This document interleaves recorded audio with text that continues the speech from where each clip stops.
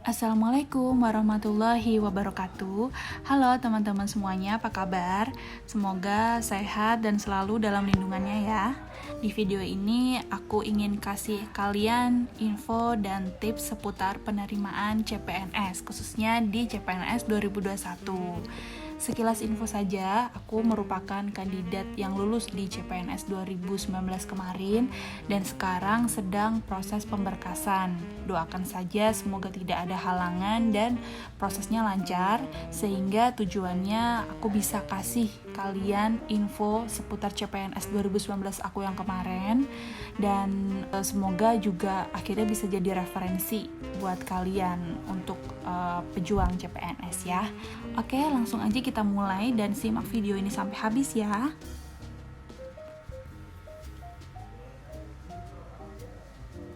Fakta menariknya bahwa CPNS 2021 akan dibuka sekitar bulan Maret 2021. Nah, ini sudah confirm ya teman-teman.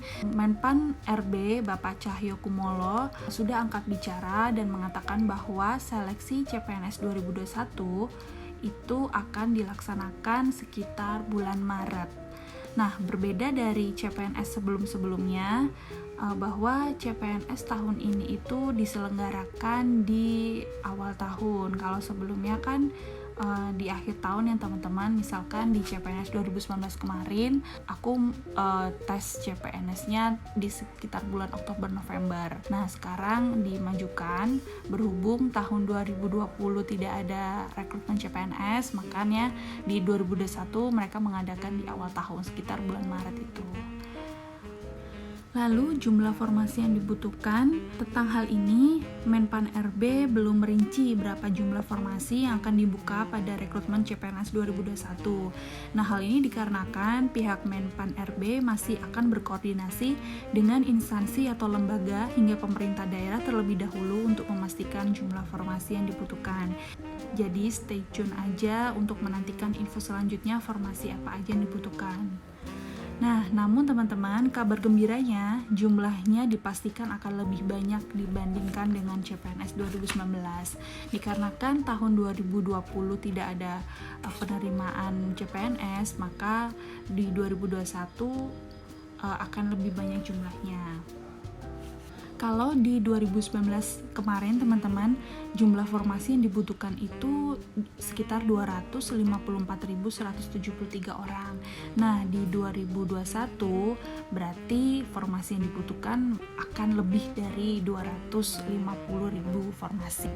Jadi kabar baik buat kalian teman-teman karena peluangnya bisa jadi akan lebih banyak gitu ya. So, persiapkan dirimu dengan baik ya.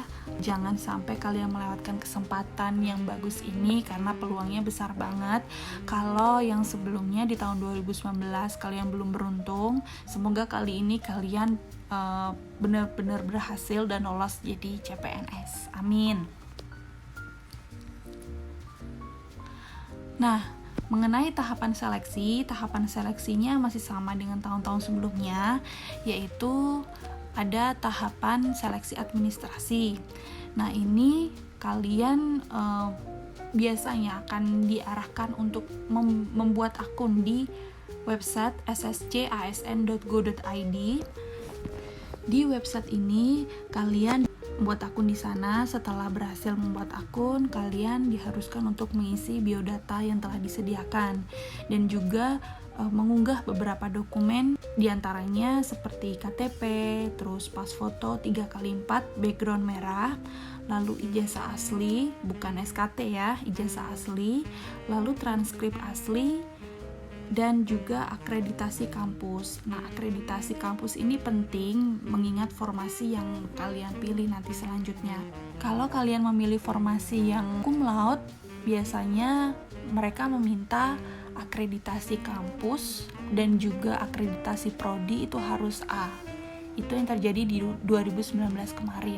Jadi berbeda dari CPNS 2018 kemarin. Kalau kalian mempunyai akreditasi kampus A dan akreditasi prodinya B, itu kalian masih bisa ikut yang formasi cum laude. Namun ketika di 2019 kemarin, jika kalian ingin mengikuti formasi yang cum laude, maka akreditasinya harus A dan prodinya harus A. Jadi agak sedikit berbeda ya. Entah di 2021 ini akan sama dengan yang 2019 atau seperti apa, nanti kalian harus stay tune mengenai info terbarunya, oke? Tapi yang mesti diingat adalah akreditasi kampus itu penting. Jadi yang diminta tuh apa, kalian juga harus sesuai. Jangan kalian akreditasi A, prodi B tapi masuk ke formasi yang cum laude. Itu akan berakibat fatal di endingnya, karena ketika pemberkasan nanti berkas kalian ditolak sehingga bisa mengakibatkan pembatalan kelulusan kalian gitu. Jadi harus hati-hati, harus dibaca betul ketentuan dan syaratnya itu seperti apa gitu ya. Dan yang terakhir, biasanya ada beberapa instansi yang mengharuskan untuk mengunggah surat lamaran, dan surat lamaran ini harus ditulis tangan secara rapi di kertas folio. Nanti setelah itu diunggah di website ssacn.go.id seperti itu. Tahapan seleksi selanjutnya yaitu seleksi kompetensi. Nah, seleksi kompetensi ini teman-teman terdiri dari 3 tahap, yaitu 1 seleksi kompetensi dasar, yang kedua seleksi kompetensi bidang, dan yang terakhir adalah wawancara. Nah, seleksi kompetensi dasar atau SKD ini terdiri dari 3 macam jenis soal, yaitu tes intelijensia umum atau TIU, lalu tes kepribadian atau TKP, dan juga tes wawasan kebangsaan atau TWK. Nah, jika kalian lolos di SKD, maka kalian akan lanjut ke SKB. Biasanya jumlah peserta yang masuk ke SKB itu diambil 3 kali jumlah formasi yang dibutuhkan. Misalkan di formasi kalian butuh 1 orang, maka yang lolos ke SKB berjumlah 3 orang, dan 3 orang itu akan berkompetisi lagi untuk memperebutkan formasi yang dibutuhkan yang cuma 1 orang itu gitu. Nah, di SKB atau seleksi kompetensi bidang itu merupakan seleksi di mana soal-soalnya itu sesuai dengan formasi yang kalian apply dan juga bidang kalian masing-masing gitu ya.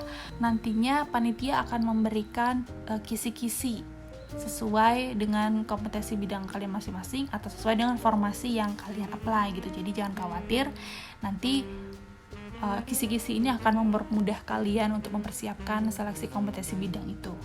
Dan yang terakhir adalah seleksi wawancara. Seleksi wawancara ini opsional ya teman-teman, bisa jadi satu instansi tidak menyelenggarakan wawancara, jadi cuman sampai SKB aja itu bisa aja. Jadi nanti jangan lupa dicek di pengumuman instansi yang kalian pilih itu akan menyelenggarakan wawancara atau tidak gitu.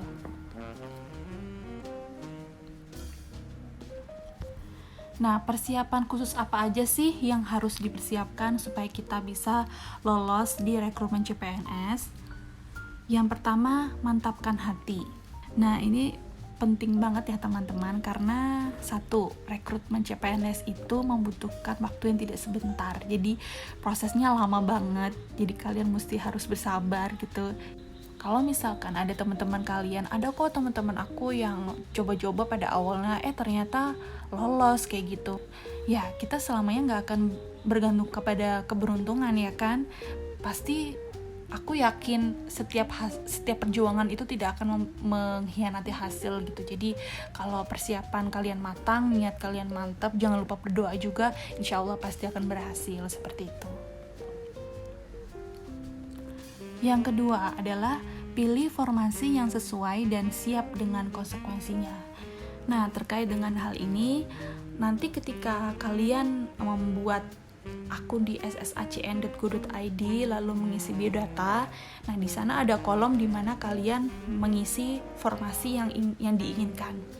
Di sana kalian bisa memfilter. Kalau dulu aku pasti akan memfilter dulu aku ini sarjana apa. Kebetulan aku adalah sarjana perpajakan, jadi ngefilternya aku perpajakan gitu. Nanti di sana akan keluar berbagai macam formasi, dan aku ingatkan sekali lagi, kalian harus memilih formasi yang sesuai dengan nama sarjana kalian. Misalkan kalau aku sarjana perpajakan, jadi aku akan memilih formasi sesuai dengan sarjana perpajakan. Nah, ini ada satu case di mana ada yang namanya sarjana administrasi fiskal. Secara terminologi, fiskal dan perpajakan itu sama. Cuman di sini biasanya peraturan pemerintah itu harus saklek, peraturan panitia itu harus saklek. Kalau mereka minta sarjana perpajakan, ya jangan dimasukkan kalian yang punya ijazah sarjana administrasi fiskal. Kenapa? Itu akan berakibat fatal di akhir, dimana pada saat pemberkasan, jika ijazah kalian tidak sesuai dengan formasi yang dibutuhkan, misalkan formasi itu butuh sarjana perpajakan, kalian datang sebagai sarjana administrasi fiskal, itu dipastikan kalian akan gagal dalam proses pemberkasan dan bisa jadi kelulusan kalian itu dibatalkan. Jadi hati-hati ya teman-teman, meskipun di awal panitia ada yang namanya seleksi administrasi, tapi itu bukan berarti kalian bisa save sampai akhir. Seleksi administrasi itu pasti yang akan menyeleksi adalah manusia, dan manusia bisa jadi salah gitu kan. Jadi mending kalian masukkan formasi yang sesuai dengan sarjana yang tercantum dalam ijazah kalian gitu, karena nanti akibatnya akan sangat fatal seperti itu ya. Dan kalian harus siap dengan konsekuensinya gitu. Biasanya formasi-formasi kementerian itu diharuskan kalian harus siap ditempatkan dimanapun di seluruh Indonesia gitu. Jadi balik lagi, mantapkan hati gitu. Kalau kalian pilih formasi yang ini, ya konsekuensinya harus seperti ini gitu. Jangan di akhir kalian kayaknya aku nggak siap deh kalau ditempatkan di Kalimantan, di Sulawesi, atau di Papua sekalipun aku nggak siap gitu, kayaknya aku nggak jadi deh. Jangan seperti itu teman-teman, karena ada beribu-ribu orang yang bermimpi besar untuk menjadi PNS. So pikirkan itu dari awal gitu. Kalau kalian nggak siap, ya jangan pilih formasi yang itu gitu. Yang ketiga adalah belajar. Belajar bisa dari mana aja, referensinya bisa dari mana aja, bisa dari buku soal-soal CPNS yang dijual di toko buku manapun, lalu bisa belajar dari online. Banyak sekali website yang menyediakan soal-soal CPNS gratis ya, baik gratis, baik premium, itu ada banyak di sana. Kalau premium pastinya lebih lengkap dan juga variatif gitu. Lalu bisa belajar dari pelajaran kuliah. Kalau belajar dari pelajaran kuliah ini lebih ke persiapan seleksi kompetensi bidang ya, yang sesuai dengan bidang kalian masing-masing seperti itu. Selalu update mengenai perkembangan info di website ataupun di media sosial. Sekarang pemerintah pun juga menyediakan informasi terbaru mengenai seleksi CPNS ini di media sosial mereka gitu. Jadi jangan lupa follow mereka dan stay tune terhadap info-info perkembangan terbarunya gitu. Kalau aku mengikuti mereka di Twitter, baik di Twitter maupun di Instagram, karena mereka selalu update ya. Dan kalau ada pertanyaan, biasanya kalau netizen nanya, itu mereka selalu meninggalkan di kolom komentar, dan terkadang BKN juga memberikan jawaban. Jadi dari situ kita bisa kepo-kepo, kalau misalkan ada sesuatu yang nggak kita mengerti ya, kita bisa cari di kolom komentar itu ada yang nanya seperti ini, jawabannya BKN seperti apa, kayak gitu. Kita bisa mendapatkan jawaban dari situ gitu. So jangan ketinggalan lah ngikutin perkembangan mereka di media sosial gitu ya. Nah, tips belajar yang super jitu versi aku adalah sering-sering berlatih soal. Ini penting banget supaya untuk melatih mental kalian, challenge yourself untuk bisa menyelesaikan soal-soal yang diprediksikan akan keluar di CPNS nantinya gitu. Nah, yang kedua adalah tips dari aku, dahulukan belajar soal-soal hitungan. Jadi urutannya adalah kita belajar TIU dulu, baru TKP, lalu yang terakhir TWK. Kenapa seperti itu? Kenapa harus hitungan yang didahulukan? Karena kalau belajar hitungan kan rumusnya pasti gitu. Jadi kalau ada pertanyaan seperti ini, cara menyelesaikannya seperti apa, hitungannya seperti apa, itu sudah pasti gitu. Berbeda kalau misalkan kayak TKP atau TWK tuh lebih ke ilmu sosial ya, bukan sains maksud aku. Jadi itu butuh harus menghafal juga iya, tapi jangan harus menghafal doang, harus memahami itu pasti gitu. Jadi hafalan itu ditaruh di akhir ketika kalian mau mendekati hari ujian tuh, supaya hafalannya itu masih fresh kayak gitu. Oke, kemarin baru belajar gitu, jadi masih fresh gitu. Nah, kalau yang seleksi kompetensi bidang itu teman-teman yang SKB itu cara belajarnya atau teknik belajarnya juga hampir sama. Kalau SKB itu kan materi yang diujiankan kan sesuai dengan formasi yang kita pilih. Kebetulan formasi yang aku pilih waktu itu adalah pemeriksa pajak. Otomatis nanti soal yang diujiankan adalah seputar perpajakan, dan itu juga sesuai dengan background pendidikan aku. Maka dari itu aku belajarnya materi kuliah dari awal kuliah sampai akhir kuliah aku pelajari semuanya. Dari istilah-istilah pajak itu apa, jenis-jenis pajak itu apa, itu aku pelajari semuanya hingga akhir kuliah yang semakin sulit, itu aku pelajari semua. Lalu setelah itu selesai, lanjut ke latihan soal. Jadi aku menantang diri sendiri untuk latihan soal, baik itu di buku pelajaran ataupun di sumber-sumber lainnya, di internet juga banyak. Nah, kebetulan waktu itu aku belajar tentang soal-soal konsultan pajak. Jadi, just info aja, ketika kita mau jadi konsultan pajak kan harus ada tesnya. Dan itu soal-soalnya aku kerjain semua. Lalu, setelah itu selesai, proses yang ketiga adalah mereview semua materi yang sudah aku kerjakan di latihan soal yang tadi. Fungsinya adalah supaya kita mengingat semua materi yang telah kita pelajari.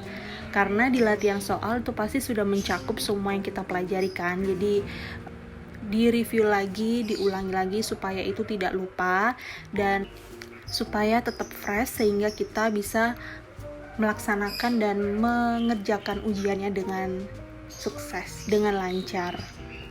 For your information aja teman-teman, kalau soal-soal SKB itu menurut aku tidak terlalu susah. Karena kenapa? Panitia tidak akan memberikan soal-soal yang panjang-panjang, mengingat waktu kerja kita untuk mengerjakan tes itu cuma 90 menit dengan 100 soal. Jadi nggak mungkin mereka kasih soal yang panjang-panjang.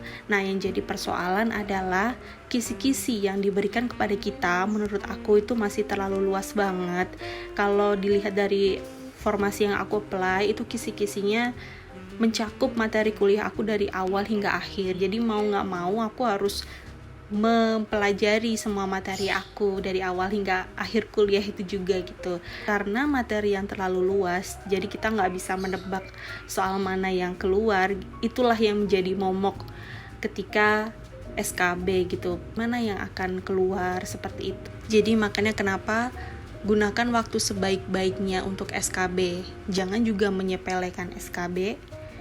Belajar dan manfaatkan waktu dengan sebaik-baiknya supaya materi yang kalian punya itu bisa semua dipelajari gitu, tidak ada yang ketinggalan. Dan juga tips dari aku, selalu kepo-kepo, baik itu di YouTube, di Instagram atau di media sosial manapun, kepo-kepo FR atau field report tentang formasi yang kalian pilih. Nah, jadi field report itu adalah semacam info soal-soal yang keluar yang telah diujikan. Jadi kan ada beberapa daerah yang sudah melakukan tes SKB. Nah, beberapa tes itu kan pasti ada formasi yang paling tidak hampir sama dengan formasi yang kita apply. Nah, terkadang beberapa dari mereka itu memberitahukan kepada kita yang belum melaksanakan tes tentang soal-soal yang keluar pada saat ujian kemarin. Memang tidak semua, memang informasi tentang field report itu memang sangat susah sekali karena tidak mudah bagi mereka untuk memberitahukan soal-soal yang keluar sementara kita sendiri belum melaksanakan ujian seperti itu.